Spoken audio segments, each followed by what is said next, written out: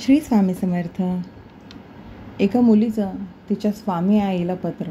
त्या पत्रात तिला आई नसल्याचीही खंत आहे आणि स्वामी आई तिची आई झाल्याचा आनंदही आहे.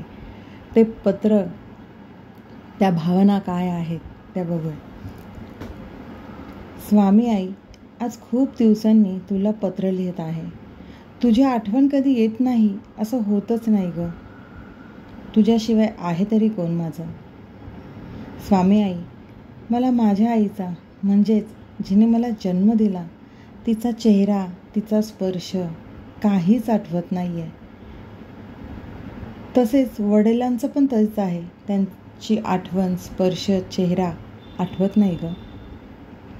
स्वामी आई, तुला एक सांगू का? आईशिवाय आयुष्यात मजाच नाही आहे. मला जेव्हा आईची खूप गरज वाटते ना, तेव्हा स्वामी आई तू येतेच ग. पण तुला कसं सांगू, मी जेव्हा इतरांना बघते ना की त्यांच्या आईकडे जातात, त्यांच्याशी फोनवर बोलतात, त्यांची आई त्यांची काळजी घेतात, खूप खूप हेवा वाटतो मला त्यांचा. स्वामी आई, खरं सांगू का, ते म्हणतात ना, स्वामी दीन जगाचा, आई विना भिकारी. जेव्हा कधी मी आजारी असते ना, तेव्हा मला खूप वाटत असतं आईच्या मांडीवर डोकं ठेवावं आणि आई खूप प्रेमाने डोक्यावरून हात फिरवत खूप खूप प्रेमाने काळजी घे. पण स्वामी आई, असे होतच नाही ग. मी स्वतःला सावरते, रडते आणि तशीच झोपून जाते. मग स्वामी आई तू येते आणि तू माझ्या डोक्यावरून हात फिरवत असते, माझ्यावर खूप प्रेम करत असते. खूप बोलायचं असतं ग मला माझ्या आईशी. सुखाचं, दुःखाचं, माझ्या मनातलं सगळं सगळं सांगायचं असतं. पण नाही ना माझी आई माझ्याकडे. स्वामी आई, आठवणीत राहील इतका तरी वेळ मला द्यायचा होता ग माझ्या आईसोबत. कुणीच कसं नाही ठेवलं तू.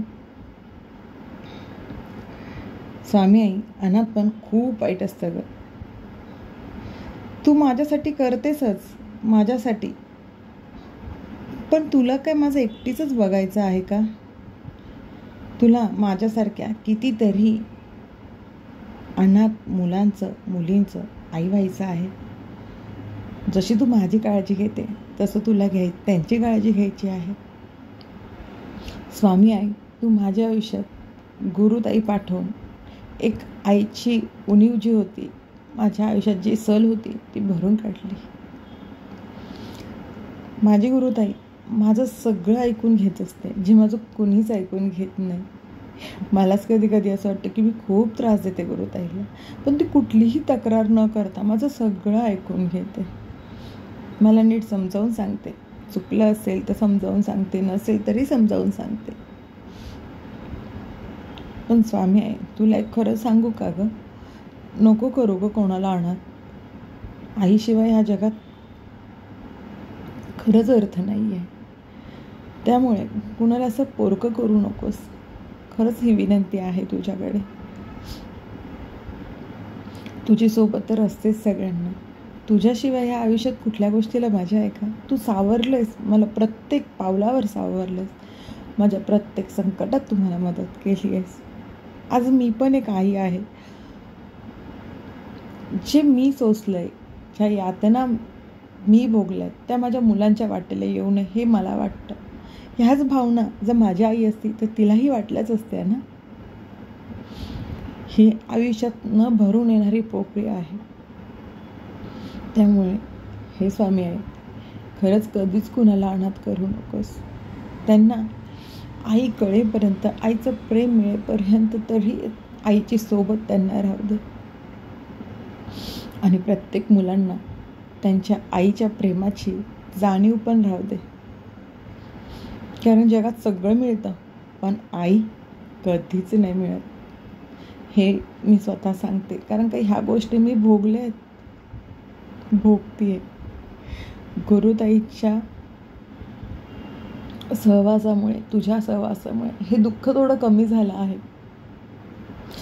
पण काय करणार, शेवटी कधीतरी वाटतंच मला आई असायला हवी होती.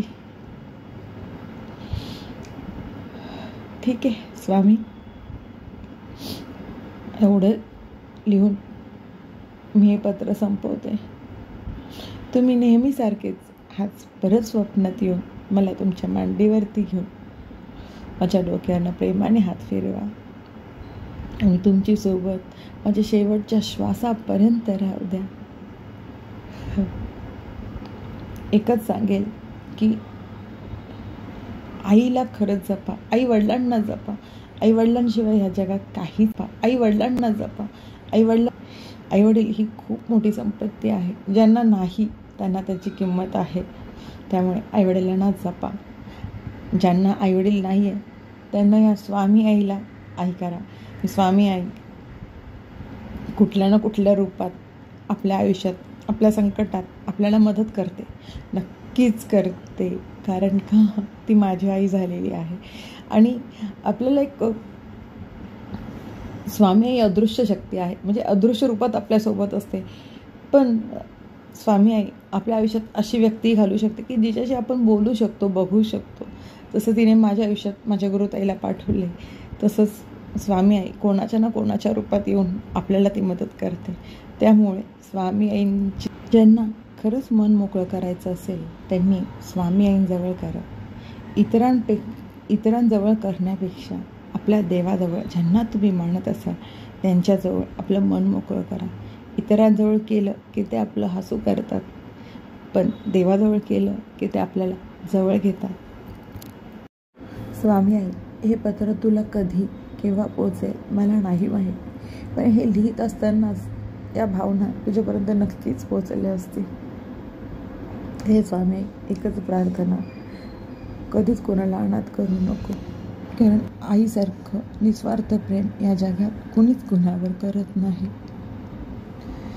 श्री स्वामी समर्थ.